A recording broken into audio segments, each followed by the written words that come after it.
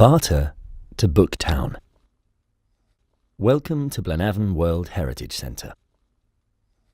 This display aims to depict how commerce developed in the town, from the bartering of goods by farmers to the development of a book town in 2003 and on to the present day.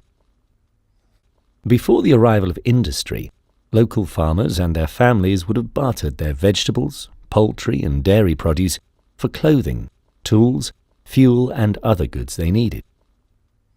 They would have traded at local markets and fairs. The first recorded market in Blaenavon was held weekly in front of Engine Row at the ironworks. Later, around the beginning of the 19th century, a company shop was established to provide everything needed by the thousands of people who came to work for the Blaenavon Company in the ironworks and the many coal mines and drifts. Company shops were also opened later in Matt Addis and Booktown. The first company shop in Blaenavon was situated at the end of Engine Row in Stack Square. No goods were displayed and no money changed hands. Shoppers visited a number of hatches to place their orders and wait for their goods, the cost deducted from the family's weekly wages. The inflated prices and poor quality of the goods in company shops throughout the South Wales valleys ensured that the majority of the families were constantly in debt, and this resulted in the Merthyr Rising of 1831. Following this, the Truck Shop Act outlawed such practices, and new rules insisted that employees be paid in cash and allowed them to choose where they bought their goods. With few other businesses in the town, the Blaenavon Company shop continued to trade, and in 1843 it moved to much larger premises in North Street, where the building firm I.J. Caddick now stands. Although still known as the company shop, it was no longer owned by the Blaenavon Company. Some of the streets of the town date back to the 17th century.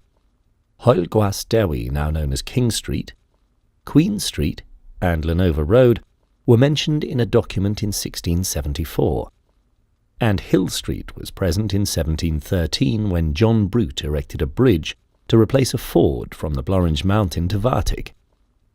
In 1839, J.G. Williams opened a covered market in Market Field. To enable the people from the ironworks to visit the market, a new road was built following the stream, the Nant Lechan, from the junction of King and Queen Streets to the corner of Market Street.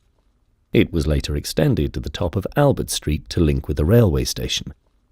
This road was originally known as the New Road, or Stream Street, and was later renamed Broad Street. The 1841 census records grocers, shoemakers and dressmakers in King Street and Queen Street.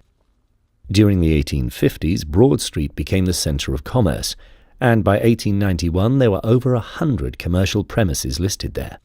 From 1861 there were also businesses in Ivor Street, Albert Street and Bridge Street. The company shop sourced its meat, vegetables and dairy produce from the company farm, which was situated below Forge Side, and other goods were supplied by dealers like Isaac Hilly, who imported goods into this area from 1820. He lived in Cwmavon and worshipped at Horeb Baptist Church in Blaenavon. He imported a range of goods as diverse as silk top hats, tea, explosives and dressmaking fabric. Invoices show that these goods were purchased from London and Bristol, and were brought here by steamship and canal boat along the canal from Newport to Pont Newydd, which opened in 1796. From the census records we can see that the retailers of Blaenavon came from all areas of the UK, mainly from West Wales, the Midlands and the west of England. There were also traders from overseas, including the Robinson family from Lithuania, the Winterhalters from Germany, and from Italy the Belli, Fulgoni and Fechi families. After a preliminary visit, Jacob Robinson came to Blaenavon in 1887, and he and his wife Bertha had 9 children, several of whom set up businesses in Blaenavon. The cafes established by the Belli, Fechi and Fulgoni families are fondly remembered by many Blaenavon people to this day.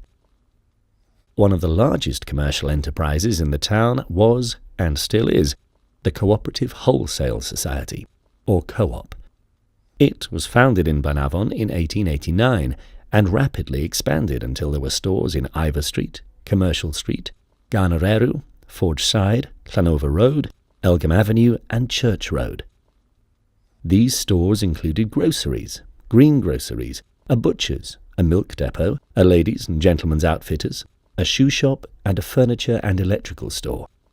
Corner shops and front room shops opened in all areas of Blaenavon, enabling the purchase of essential goods close at hand for all. Many of these shops opened in the 1880s and traded until the 1970s, meaning that everyone could purchase a loaf of bread or a packet of sweets without walking far from home. There were also regular visits to all areas by packmen, who originally sold goods from a pack carried on their back and later used carts or vans and lorries. Goods not readily available in the shops could be ordered from brochures, as you can see in the brochure from Fowler's Outfitters. In many shops, a system of appro, or payment on approval, was commonplace. Customers took goods home and, if they wished to purchase them, paid a small amount weekly until the balance of the goods was cleared. Other shops, like the grocers and butchers, ran a system of weekly credit, where goods were bought during the week and paid for on payday. For many years, it was possible to buy everything that a family needed in Blaenavon, and retailers flourished. But at this time, most of the population were employed within the town, and thus rarely travelled beyond its boundaries. In the late 1940s, many people started working out of town at companies like British Nylon Spinners and Pilkingtons in Pontypool, Girlings and Saunders Valves in Cwmbran, Semtex at Bryn Mawr, ROF Glascoed, Coopers in Abergavenny, and the steelworks in Ebbw and Panteg. This, combined later with the introduction of advertisements on commercial television, began the demise of Blaenavon's shops. People bought cars in order to get to work out of town and used them at the weekend to visit shops in neighbouring towns.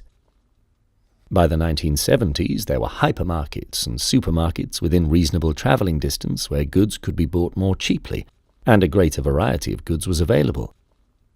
Corner shops and front room shops closed and reverted to residential use. Some larger businesses found it difficult to make a profit, and many long-established family concerns were also forced to close. Our main streets became a depressing sight, with many empty and boarded-up shops. In 1984, the town centre was designated a conservation area, and in 2000, Blaenavon became a World Heritage Site. Grants became available to renovate and restore the shops to something like their original appearance, and in 2003, Blaenavon became a book town, with 9 bookshops selling new and second-hand books. Some of the commercial streets, like Albert and Bridge Streets, no longer exist, and King Street and Queen Street have returned to residential use. There are still a few corner shops which continue to trade, and some of the public houses in the town have been in business continuously since the 1860s. The Lion Hotel in the centre of Broad Street has recently been renovated and is now a stylish hotel. With tourists coming to visit the World Heritage Site, Big Pit, the Ironworks, the Cordell Museum and the Heritage Centre, there are new businesses and signs of new life, and it is hoped they will rejuvenate the commercial centre of our town.